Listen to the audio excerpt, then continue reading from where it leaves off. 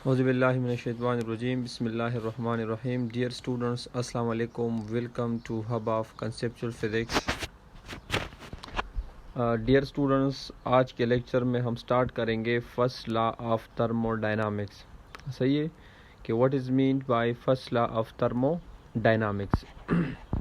Lecture start करने से पहले मैं आप लोगों से रिक्वेस्ट करूँगा, जो भी मेरे चैनल पर नए हो, kindly subscribe my channel, like the video, share it and press the bell icon. अच्छा, first law of thermodynamics. First law of thermodynamics is based on the law of conservation of energy.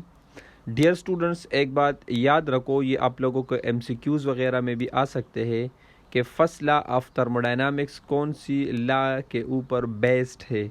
तो याद रखो, first law of thermodynamics is basically ये base है law of conservation of energy पे. सही है. और law of conservation of energy आप लोगों ने क्लास 9th में भी पढ़ा होगा और फर्स्ट ईयर के चैप्टर नंबर 4 में भी है कि law of conservation of energy कैसे कहते हैं. Law of conservation of energy can be defined as energy can neither be created nor destroyed. It can be transferred from one form to another form and the total energy of the system remains constant.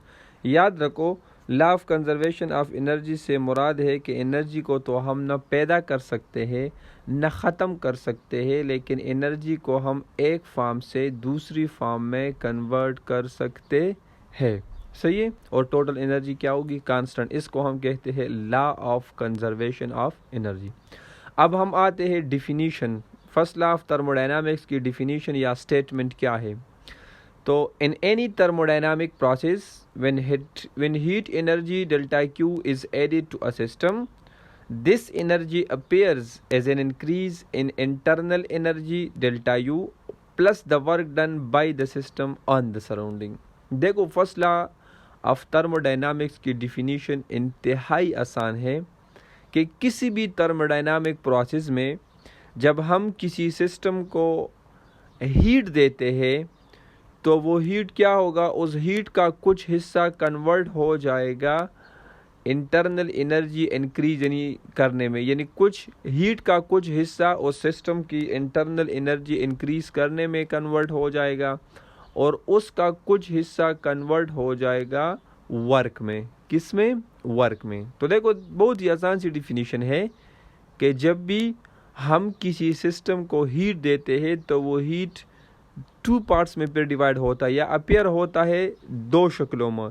पहला ये कि इस heat की वजह से उसकी कुछ internal energy ज़्यादा हो जाती है सिस्टम की, और दूसरी बात, वो सिस्टम जो है उस हीट की वजह से सराउंडिंग पे क्या करता है? वर्क करता है. तो आसान सी बात है, फर्स्ट लॉ ऑफ थर्मोडायनामिक के मुताबिक जब भी हम किसी सिस्टम को हीट देंगे, वो हीट जो होगा उसका कुछ हिस्सा कन्वर्ट हो जाएगा इंटरनल एनर्जी में और कुछ हिस्सा कन्वर्ट हो जाएगा वर्क में. इसका मैथमेटिकल फॉर्म मैंने नीचे लिखा है, delta Q is equal to delta U plus delta W.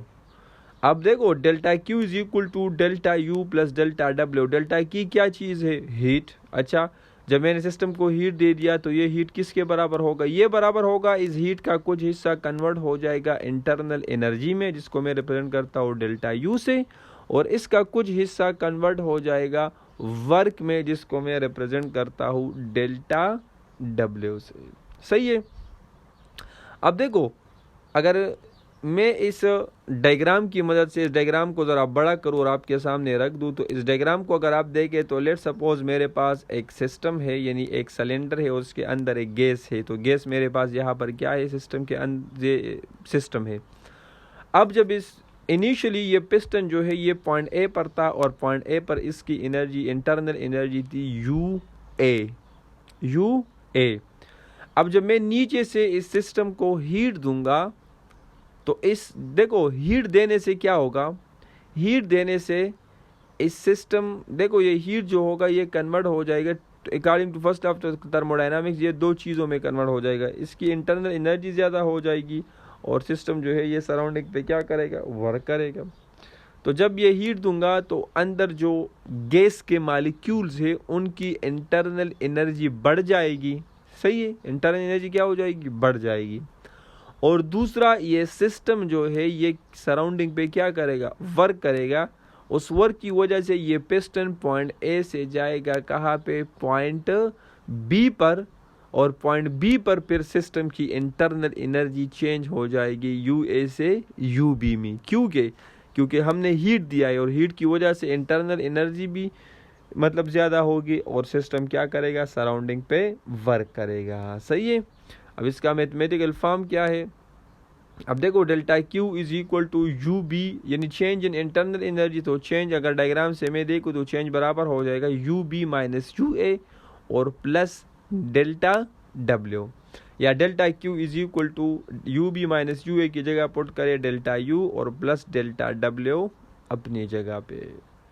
अब याद रखें इसके बाद फर्स्ट लॉ ऑफ थर्मोडायनामिक्स में है साइन कन्वेंशन, यानी हीट, इंटरनल एनर्जी और वर्क को हम कब पॉजिटिव लेंगे और कब नेगेटिव। तो ये आपने याद रखना है, ये बहुत ज़्यादा इंपॉर्टेंट है, आपके एमसीक्यूज वगैरह के लिए भी है। तो सबसे पहला है डेल्टा क्यू, यानी हीट हमारे पास पॉजिटिव कब होगा। तो मैंने लिखा है delta Q is equal to positive when heat added to a system. जब भी आप किसी सिस्टम को हीट देंगे, सही है, सिस्टम को बाहर से हीट देंगे तो उस हीट की वैल्यू हमेशा क्या होगी, पॉजिटिव। फिर मैंने लिखा है delta Q is equal to negative, और ब्रैकेट में मैं लिखा है when heat extracted from the system. और डेल्टा क्यू यानी हीट की वैल्यू नेगेटिव कब होगी, जब हम सिस्टम से हीट को क्या करेंगे, रिमूव करेंगे। सही है। तीसरे है internal energy is equal to positive. अब इंटरनल एनर्जी पॉजिटिव कब होगी, तो मैंने ब्रैकेट में लिखा है the temperature of the system rise. जब भी सिस्टम का टेम्परेचर क्या करेगा, राइज कहते हैं इंक्रीज। जब भी सिस्टम का टेम्परेचर इंक्रीज होगा तो इंटरनल एनर्जी की वैल्यू क्या होगी, पॉजिटिव। फिर delta U is equal to minus when the temperature of system decrease. और इंटरनल एनर्जी की वैल्यू हम माइनस कब लेंगे, जब मेरे पास क्या होगा, सिस्टम का टेम्परेचर क्या करेगा, डिक्रीज। जब भी सिस्टम का टेम्परेचर कम होगा तो इंटरनल एनर्जी की वैल्यू क्या होगी, माइनस। फिर लिखा है delta W is equal two plus, यानी वर्क मेरे पास कौन सी सूरत में प्लस होगा, positive, when work done by the system on the surrounding. जब सिस्टम जो होगा वो सराउंडिंग पे वर्क करेगा। और याद रखो सिस्टम सराउंडिंग पे जब वर्क करता है तो सिस्टम एक्सपेंड होता है या कॉन्ट्रैक्ट होता है। तो ये भी दूसरा एमसीक्यूज है इंपॉर्टेंट। जब भी सिस्टम सराउंडिंग पे वर्क करेगा वो पॉजिटिव होगा, और इस केस में गैस क्या सिस्टम क्या करेगा, एक्सपेंड करेगा। जिस तरह मैंने आपको डायग्राम में समझाया कि पिस्टन ऊपर गया तो वॉल्यूम इंक्रीज हो गया, तो इसका मतलब सिस्टम एक्सपेंड हो गया। और लास्ट वन है delta W is equal to minus, यानी वर्क नेगेटिव कब होगा, when work done on the system by the surrounding. और जब सराउंडिंग सिस्टम पे वर्क करेगा तो इस केस में वर्क क्या होगा, नेगेटिव। और इसमें दूसरा एमसीक्यूज क्या है कि जब भी नेगेटिव वर्क होता है या जब भी सराउंडिंग सिस्टम पे वर्क करेगा तो सिस्टम हमेशा क्या होगा, कंट्रैक्ट होगा या कंप्रेस होगा। सही है। अब आते हैं साइक्लिक प्रोसेस की तरह कि ये साइक्लिक प्रोसेस क्या होता है। तो remember, a process which brings a system back to its initial state is called cyclic process।